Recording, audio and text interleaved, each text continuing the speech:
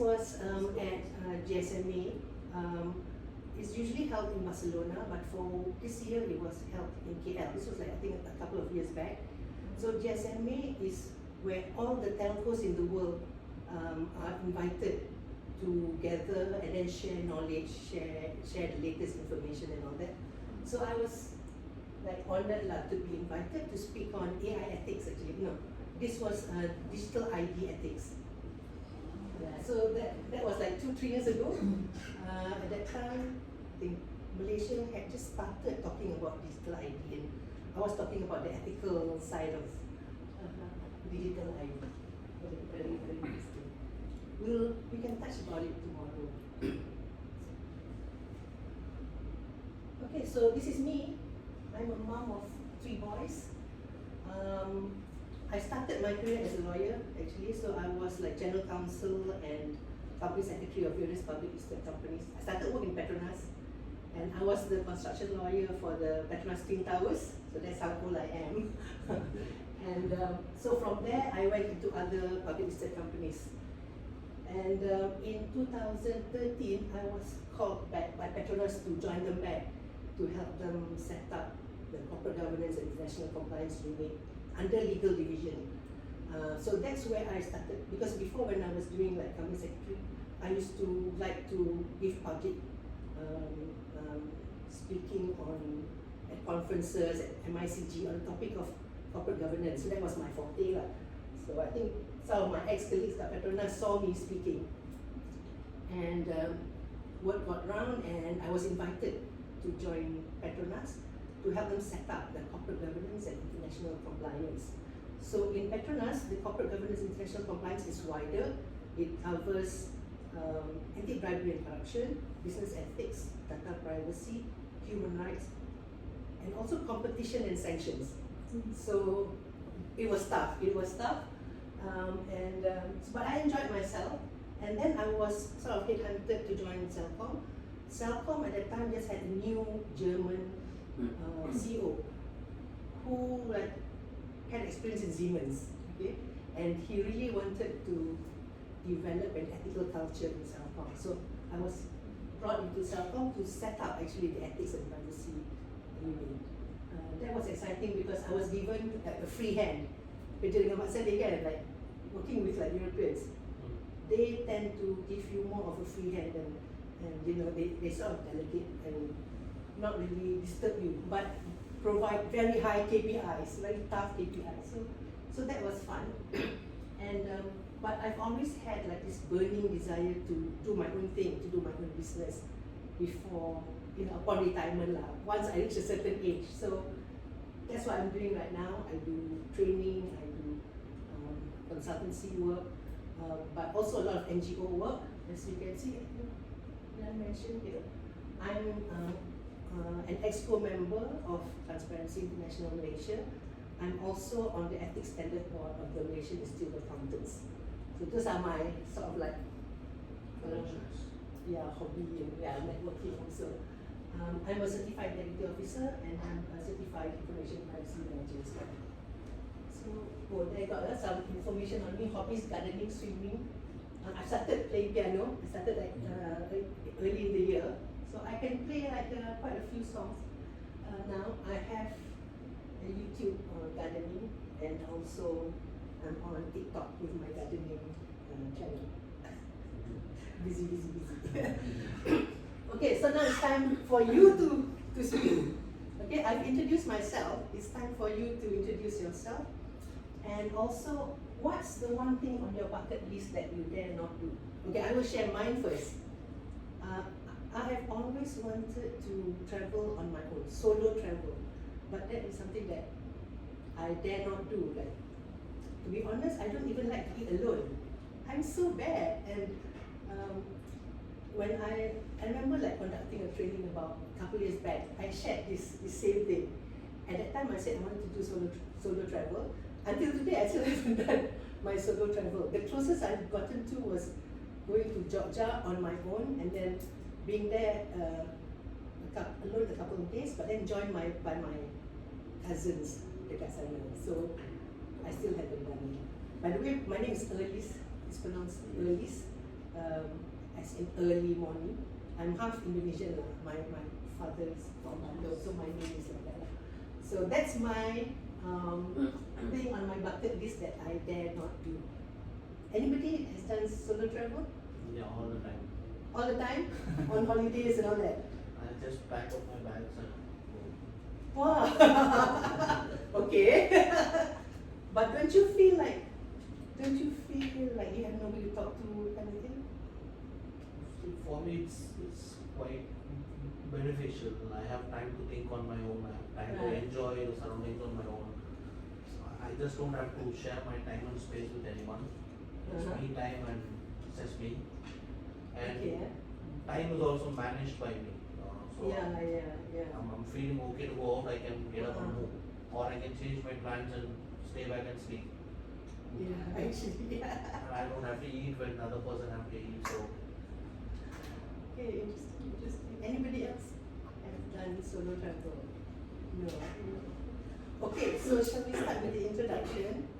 Maybe our sebab dia kan like she's our floor leader HSC kan, our bomba fire floor leader, fire safety officer.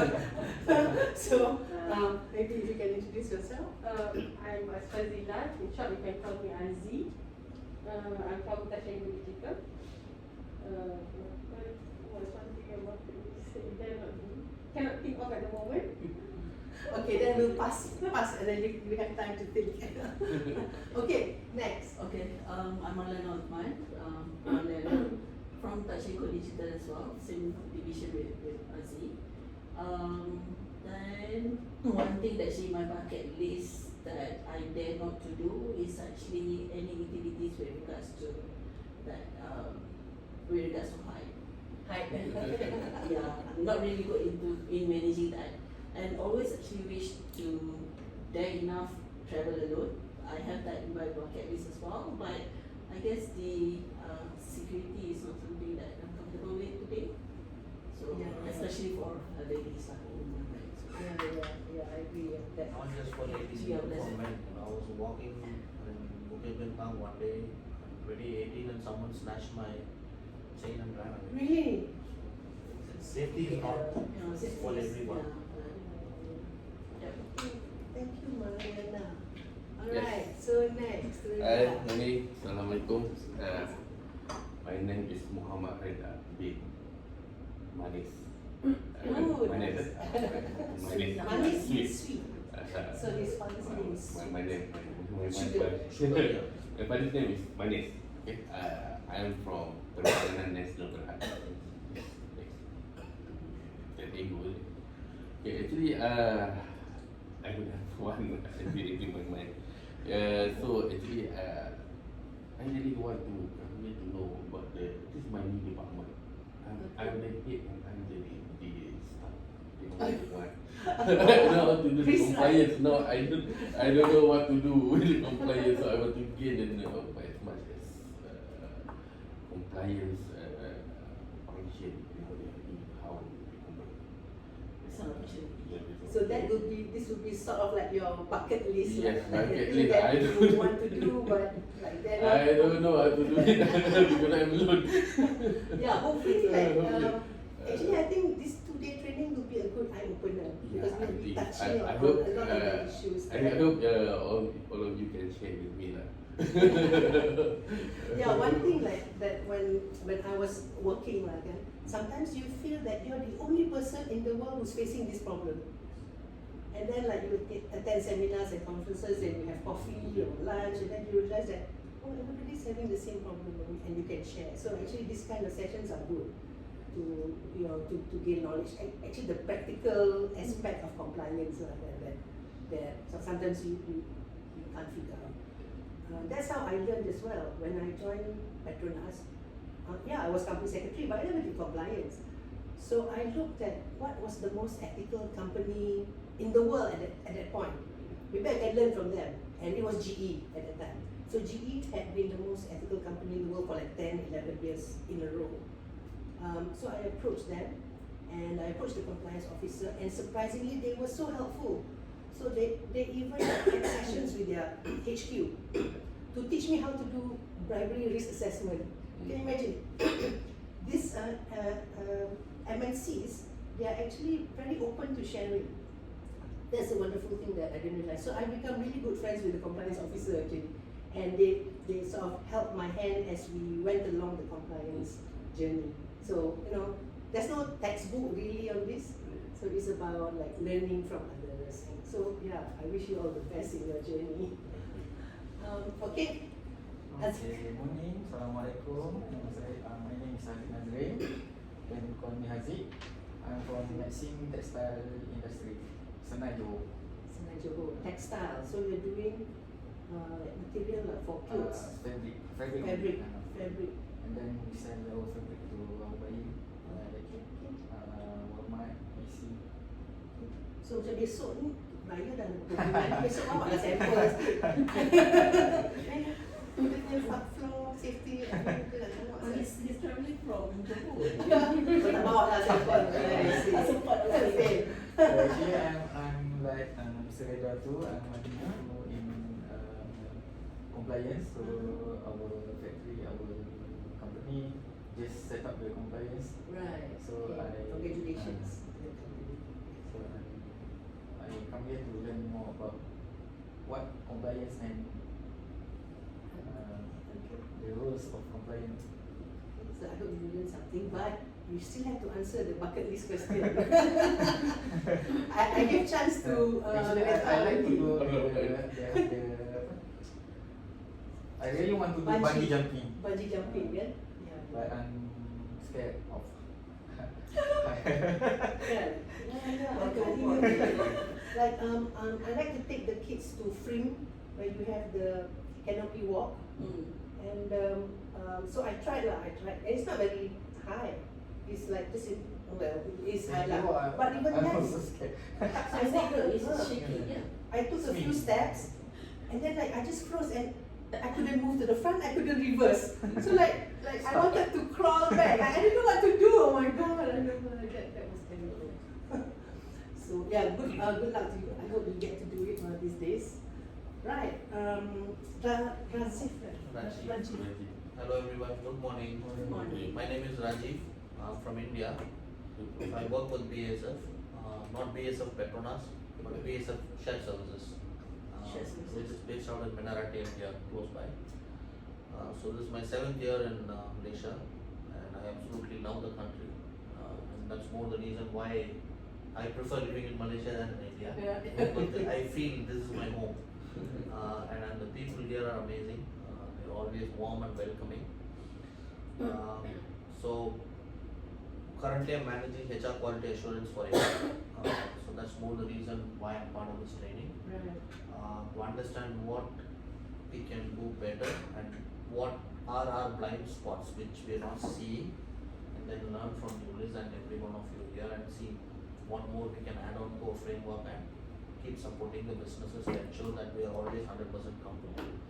Because as you just mentioned earlier, compliance is something everyone talks about. It's non-negotiable, but we don't know what it is. It's like a myth. So and every situation comes in, we just have to adapt to it and go with the flow. There is no defined ways of working, as you rightfully mentioned. One thing, there are several things I've not been able to do in my bucket list. So I could say, I wanted to travel again to Turkey. I spent 4 beautiful days there. It's been almost 6 years. I wanted to travel again. I've never been able to find the resources, not the time. If I have the time, the resources are missing, and if I have the resources, I don't have the time. So it's kind of, and I also want to travel again to China. I've not been able to do that. Hopefully. After my living, let's say, before that. Yeah, I traveled extensively until 2018. And then after 2018, somewhere my travel has become non-existent. Is it work? They're not giving you enough rest? I have a lot of off days, but then you also need to spend a lot when you travel. Yeah, true. And priorities keeps clashing. So I need to find the right momentum to start my traveling again. Yeah. Where would you like the most, like say, unusual or the most? What's your holy grail for travel? The ultimate. I somewhere right from young age, historical places keeps attracting, which talks about civilization, how people have evolved, what kind of rich culture we have had, various civilization. In Turkey, you could still see the Roman steps and what the Romans have built and how great the Ottoman Empire was. Being in this part of the world, you only understand the world from the textbooks. Seeing it from your own eyes and experiencing the culture, it's very, Japan is a different culture altogether. It's something which I cannot experience if I live in India. Yeah, so yeah, I think that's great. Continue traveling, and I hope that you achieve your holy grail of Turkey. Yeah, and eat lots of kebabs. That is true. I also want to go to Vatican. I'm not sure if they'll allow me. Yeah. I'm sure you can, right? But not into the archives. Archives are forbidden for everyone. Okay. So as I mentioned just now, we'll be covering these areas, compliance and ESG, just an introduction, and also an explanation of some of the buzzwords that we keep hearing. Like what is that actually? And then this afternoon I'll go into anti-bribery and corruption, and we'll go through an exercise of undertaking a bribery risk assessment.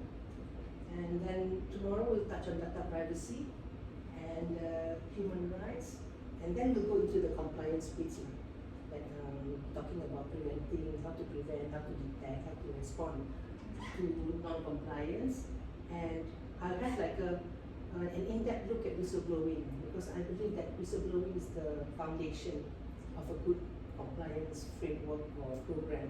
So whistleblowing is key to me, and then we'll talk about culture, how to build an ethical culture in your organization. Okay, so into compliance, the most hated company in the world. This was like in the 80s. Like now people will say Meta or Facebook, maybe, right? Or some people don't like Twitter. But this was in the 80s, the most hated company. Everybody called it the most hated company in the world. They were deemed to be the most hated company in the world. Any guesses? Hated.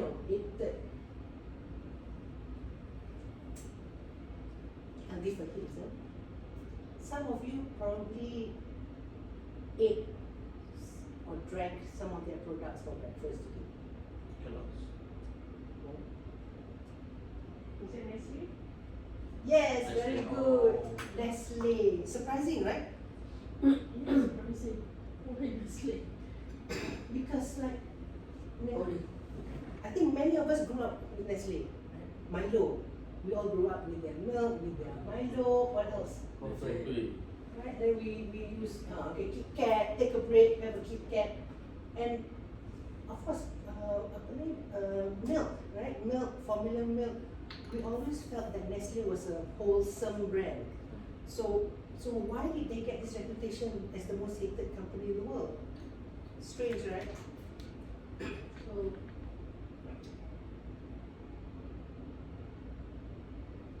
this was it. Unethical promotion and sale of infant formula milk in third world country. What they did was, this was like in the early 80s, and they would, wanting to sell formula milk in African countries, what they would do is they would give free formula milk to new mothers in hospitals. Okay?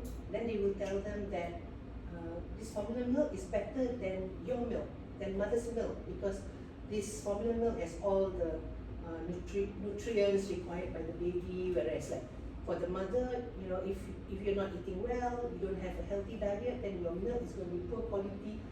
It's like pure deception. And so this like naive new mothers will give their babies formula milk because it's free. But when they go home, it's no longer free. And I think we all know, even like right now, formula milk is so expensive, right? So the same thing in Africa. So what they did was they would dilute with too much water. That's one thing. So the babies end up with malnutrition. And to make matters worse, they would dilute with dirty water. Because at that time, I think there was not much understanding of hygiene, of using boiled water, for example. So many babies actually died of diarrhea, plus the malnutrition. And this was happening like a lot in Africa, and many people were really angry at Nestle about this. So students had boycotts. It was a big hoo-ha.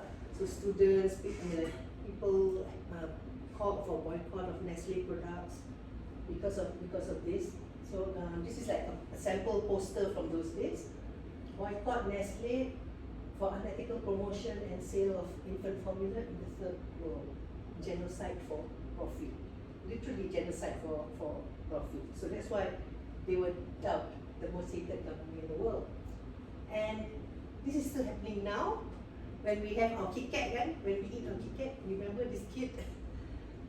So they use child labor on their plantations in Ivory Coast. Now it's called Côte d'Ivoire. So these children are actually not local. Many of them are from neighboring countries like Mali and so on. And some of them are trafficked. So they are like slave labor. Some of them maybe voluntarily coming. So child labor is still being used today. They have the ESG nowadays, one of the good ESG practice. Okay, so there was actually a court case on this. So this NGO actually took a case against, they sponsored these three children from Mali to take action against Nestle, and ultimately they lost because they sued under the Alien Tort Statute in the US, which technically should cover wrongdoings by American companies overseas. But somehow the court decided no, because apparently Nestle doesn't have like a big enough operation in the US, and I know they found reasons, so they lost. So that was like after 10 years, they lost. I know that Nestle says that they have ESG and all that, but at the outside the court, when they were asked about this, their response was, but other people are doing this. Other people are doing this. If we don't do this, how are they going to earn a living? So we'll touch on that on human rights tomorrow about remediation, because how difficult remediation is. I'm not excusing Nestle. They should stop. Actually, for this child labor, they should stop immediately. But then remediation is not easy sometimes. So we'll talk more about that tomorrow.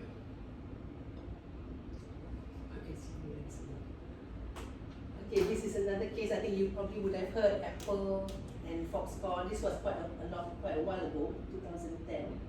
So what happened was that Foxconn is a subcontractor of Apple. So they manufacture Apple iPhones. And Foxconn is located in China.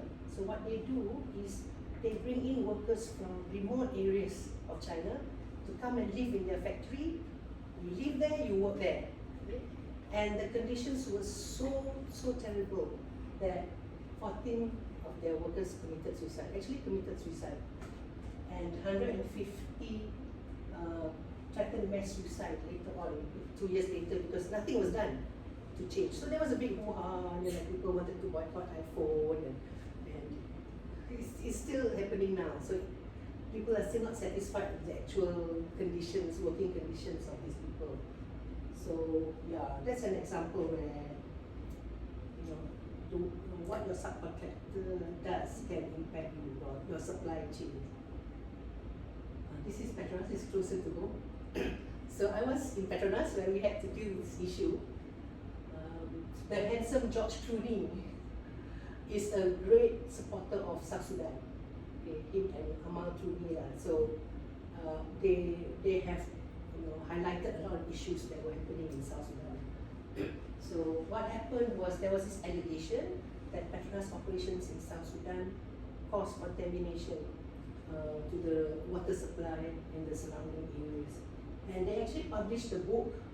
It is Sign of Hope. Sign of Hope is an NGO that focuses on South Sudan. And so can you imagine, you can buy this on Amazon. So your allegations of misbehavior, unethical behavior on your part can actually be published into a book, and it's there forever for everybody to see.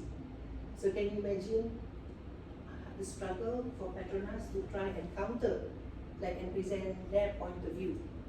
So this kind of like ESG issues lah, you call it nowadays, right, can be like a big deal for a lot of organizations.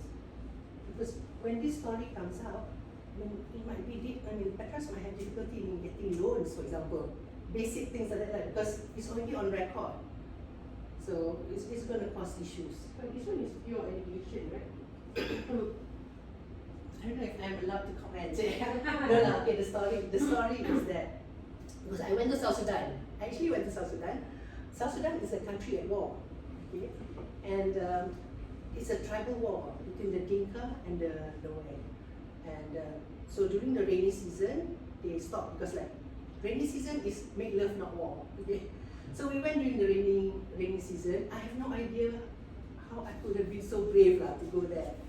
And it was funny when I arrived, because I was there to do human rights due diligence and also at the same time to teach on anti-bribery because South Sudan is like I will show you, CPI index, they're last, they're bottom, So I was supposed to conduct training on anti-bribery as well.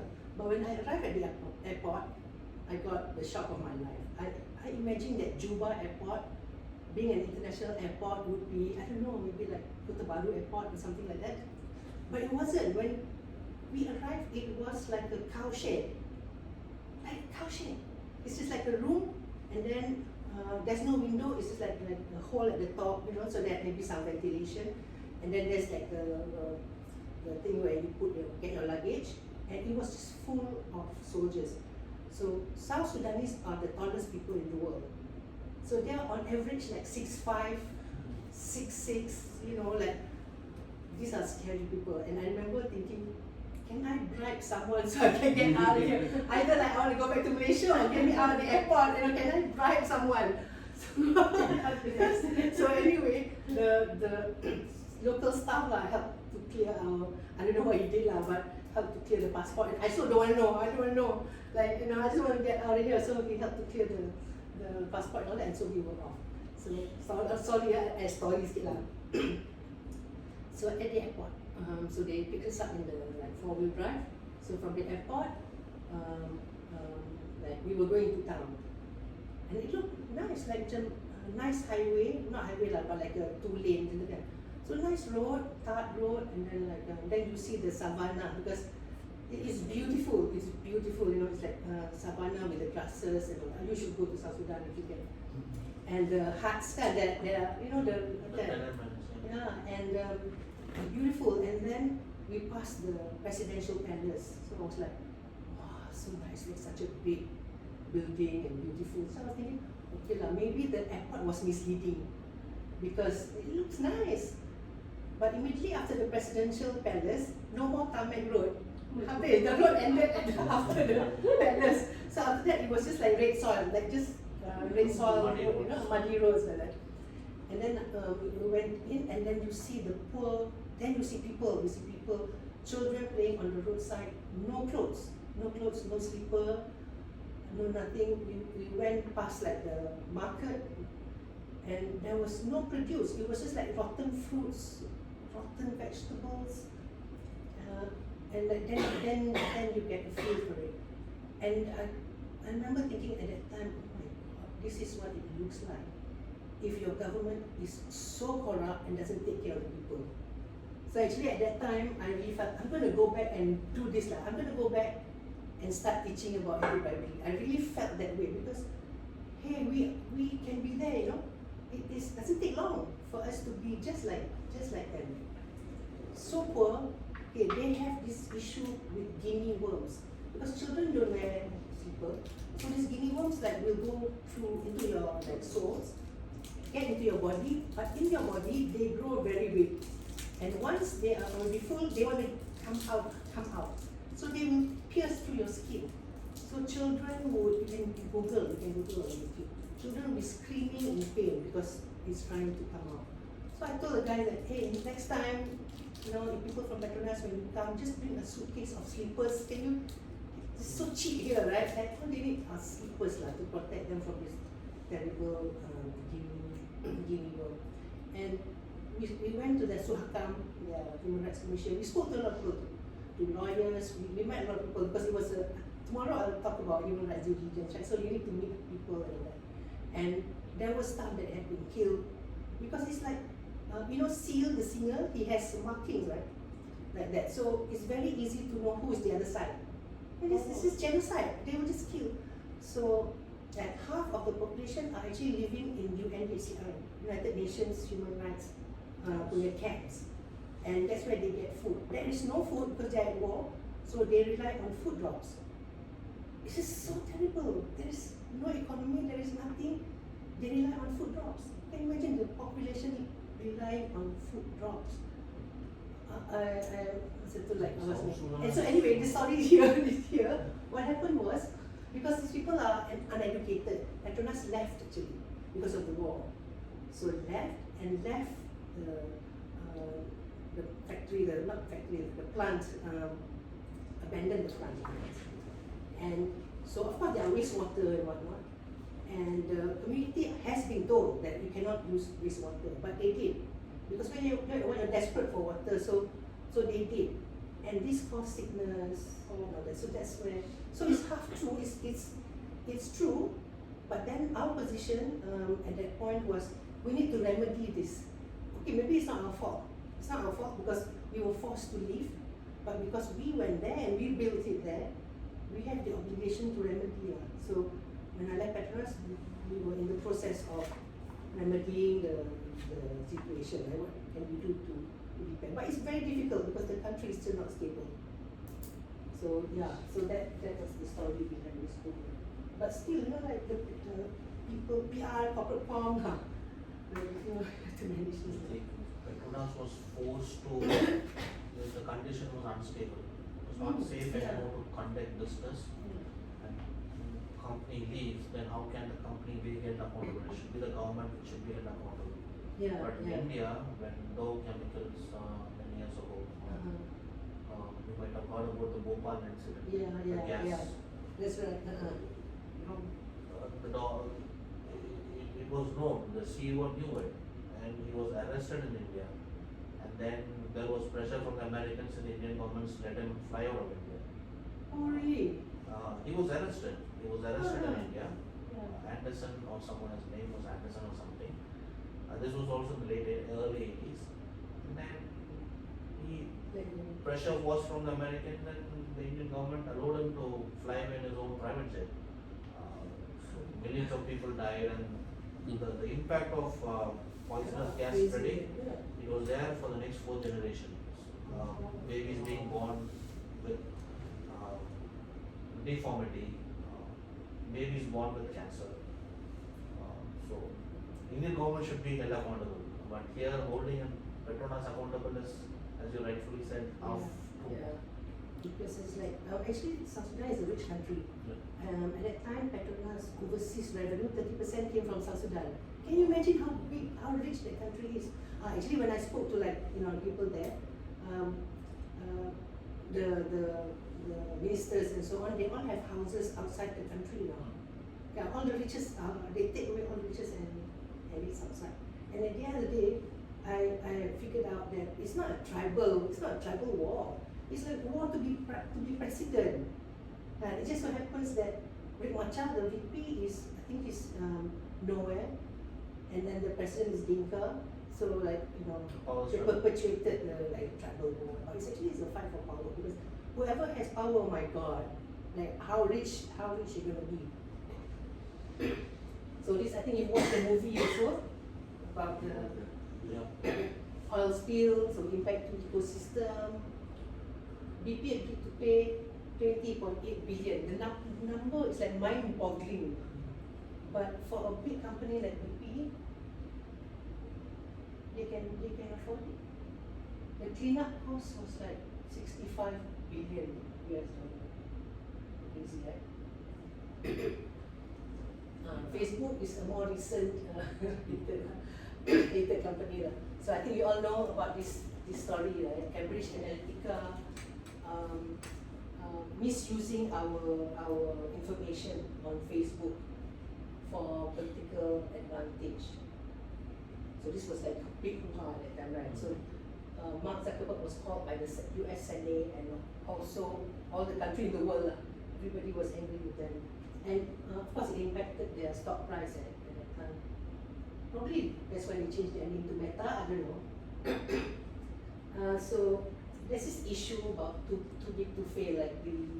This is a good book for you to read about how all these big tech companies are using us humans to make money, because we are now the new material.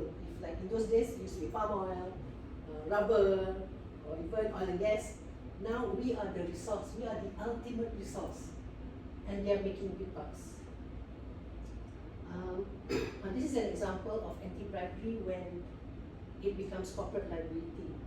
So this was Alcatel-Lucent paying a bribe to telecommunication staff in order to get a job.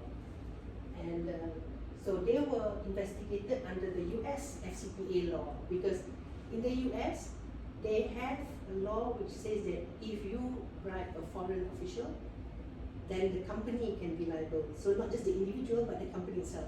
So Alcatel-Lucent was fined USD 137 million at that time. And at that time, they were in the top 10 lah. So anytime a compliance officer like me talks about corporate liability fines, Alcatel's name will come out and Telecom Malaysia's name will also appear. So that's no good lah. Even though Telecom didn't pay the bribe, they accepted the bribe, but your reputation is still damaged. So this is, if this were to happen now in Malaysia, it will be caught under Section 17 Capital A. So we have a new law now on corporate liability in Malaysia. So they would be caught if this were to happen to them. Then of course when you talk about compliance, sexual harassment is another area. I'm not going to touch on that. That's probably an area like HR would be concerned with. But I'm not going to touch on that. Suffice to share that it is an issue. And that just quickly, we now have a sexual harassment law. And what's important is the sexual harassment is how the individual feels, It's not like a reasonable third person, no. It's that if I feel that I have been sexually harassed, I have been sexually harassed. And definition of sexual harassment has widened to like jokes and meetings and all that, not just purely physical. Even mental harassment. Yes, that's right. So yeah, that's like for another day. Volkswagen, anybody driving a Volkswagen here? Actually, you hardly see that round Volkswagen car was so popular a few years back, but after this case, it seems like everybody sold. You don't see it on the road anymore. So they cheated on their emissions test. So this is an ESG issue as well. And they put in devices so that it doesn't measure the way it should lah. So the scandal affected up to 11 million cars, and they had to pull back all the cars. But yeah, the cost of rectifying is one thing, but the damage to their reputation. If you don't trust the car maker, right? I don't think people are going to buy their cars, right? Airbnb is a more recent issue because of Airbnb, say in London, New York, the locals cannot afford to buy property anymore, because it's the corporations that are buying up property to have as Airbnb, or maybe even investment. To be fair, it's not all Airbnb, but there's a lot that's being done, a lot of money spent by corporations to buy a property. Sometimes it's for money laundering purposes as well. So Airbnb, the ethical issue with Airbnb is that they are causing you and I to not be able to afford to buy homes in town. And one is a classic case. Sorry, I'm sharing a lot of case studies because I think it gives you a feel. Yeah, like when I share these stories, I think it gives you a better feel for what compliance is. Like Najib was saying just now, he's like, what is it? What is it? What is it? So I'm just trying to give you a feel for it. Enron was a classic. Okay, and it is such a terrible story because it's fraudulent accounting. Basically, they inflated their revenue and so on to show that they are doing well. But everybody knew that the company was going down. And what happened was the senior management all managed to sell their shares beforehand, but the employees, unfortunately for the employees, they have like EPF. For us, can we put in EPF? But for them, it was in the form of the company shares.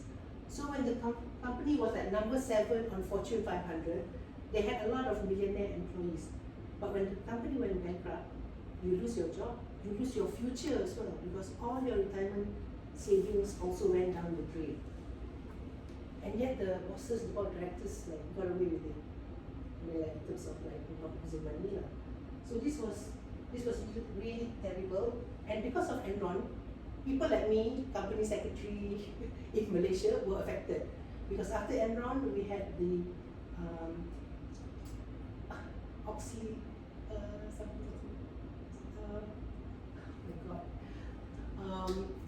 Sarbanes-Oxley law in the US, which actually started off this thing with the Code of Corporate Governance. Okay, because of Enron, they started to tighten all these laws. So the US SEC started to tighten their rules and regulations, and it was exported to even Malaysia.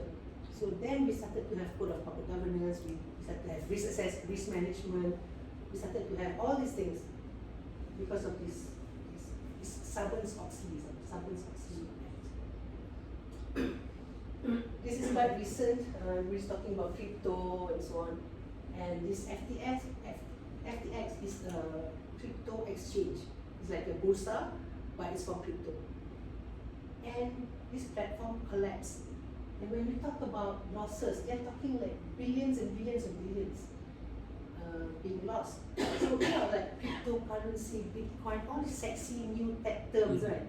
But the fraud, the wrongdoing is classic Enron. Kan? When they steal money from the company, it's like classic fraud, classic abuse of position. It's nothing high technology about that. The unethical behavior is still unethical. Like you can be on crypto, Bitcoin, you know what, blockchain, you know what. But when you steal money, it's still stealing money. So yeah, that's what happened with FTX. Balenciaga. Okay, when you talk about compliance, like this is interesting. Use of children, you know, in this kind of ad campaign. So it's more like condoning pedophilia and child exploitation. Shocking, right? So now Balenciaga has been cancelled. You know, so a lot of people, like when they wear Balenciaga, they say, oh no, this is old Balenciaga from before this. Right? Nobody dare to say that they are wearing Balenciaga. And I think the same is happening with Zara. I think you probably have seen like on TikTok, right? Zara is using Gaza genocide in their advertising, which is in really poor taste. So now, hashtag boycott Zara is trending top 10 on Twitter. So we need to behave. Open AI. This is where, in terms of compliance, it's like, how can a company as big as Open AI, okay, suddenly just sack their CEO, and let's say if Sam Altman had stayed outside, that company probably would have closed down, because what happened was there was an issue between the board and Sam Altman, he's like one of the co-founders, and the minds behind this ChatGPT as well. So apparently he wasn't being transparent with the board, okay, about the development of AI. So we have ChatGPT, which is like this artificial intelligence, and everybody is moving towards artificial general intelligence, AGI, which is where AI is as smart as human beings. They can figure for themselves, they have values, and they can generate their own truths and knowledge and so on, just like a human. So that's a different kind of intelligence. So apparently, Sam Altman and his team are closer to AGI than what he tells the board, and he wants to commercialize it. And the OpenAI board was very unhappy, because how can we commercialize something when we don't understand the full consequences? I mean, they can start World War III for all we know, right? Or this AI. So they were not happy, so they sacked Sam Altman. But then, on like I think 700 employees threatened to quit also and join. And of course, Microsoft like waiting there, and Microsoft and Sam Altman was supposed to join Microsoft. And these 700 employees said that they're going to join Cell at Microsoft as well. So anyway, there was like a big hoo-ha, you know, a lot of chatter on Twitter and whatnot. And so the latest is that Sam Altman is coming back to OpenAI.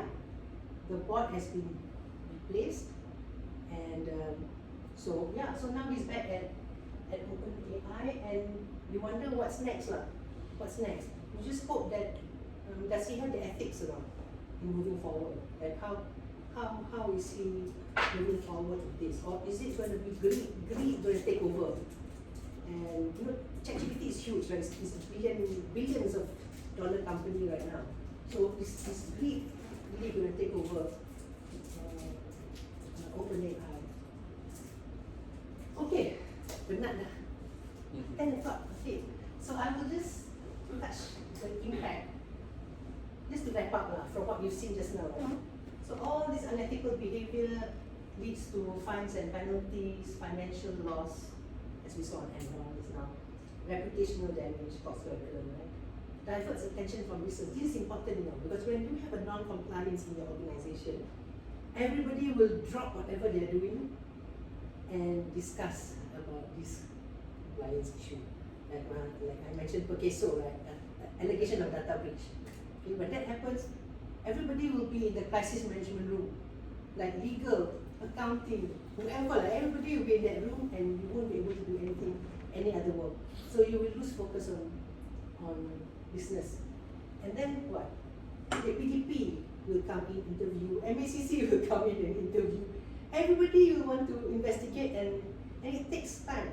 Sekali MACC, when MACC calls you, it'll be like at least half day gone, because you have to drive to Putrajaya, to their HQ, then you'll be interviewed, no, I think a whole day gone. So that's like for one employee.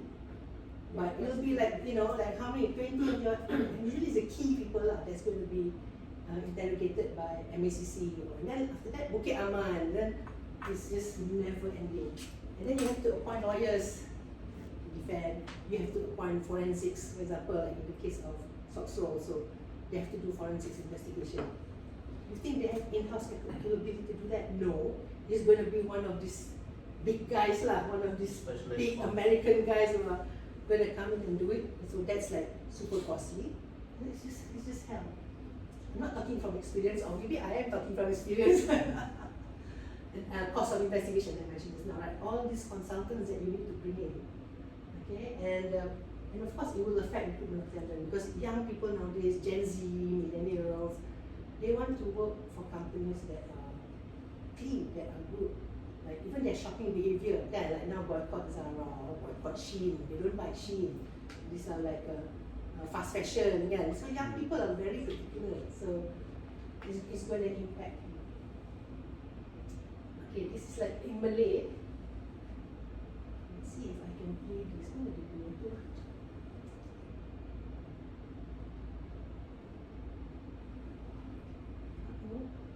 Where's the link? Where's the link? Tak apalah, we'll take a break now. Why don't we take a break now, and I think I sort of deleted the link here. Okay, maybe we'll take a break. This time, only the last word Integrity, right? Yeah. But I think if you see, even if you don't understand, hold on, and just go to YouTube lah. Look at YouTube before we go for a break. But I've tried learning Malay. You've been here 6 years. I've actually tried really hard, but I'm very afraid. Because Malay is a beautiful language, but the challenge for me is it's the same word, different emotions. So when I try to speak, I'm very afraid that I don't say the wrong thing in the wrong context, so people get upset. Just over 2 minutes, I'm going to show you how I created this Oh, ebook using a yes. function called word. The sound is. How do I show this on the screen? Sorry, Rashid is also my technical assistant.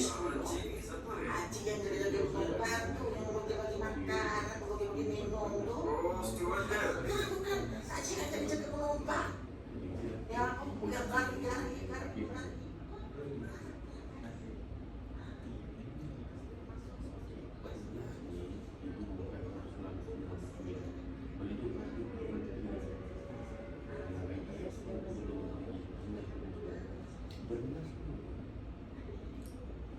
So beras tubuh. Apa semua?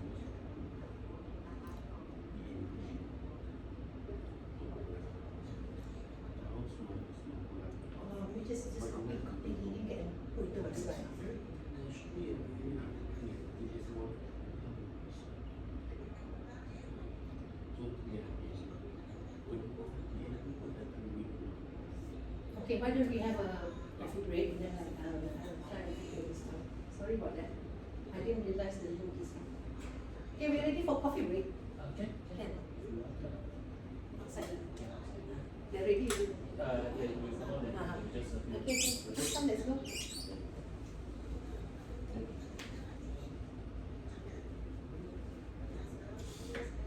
Content is not enabled. Now you can play this.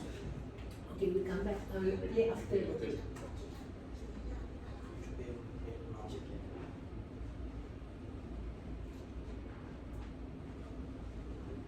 Okay, so thank you so much.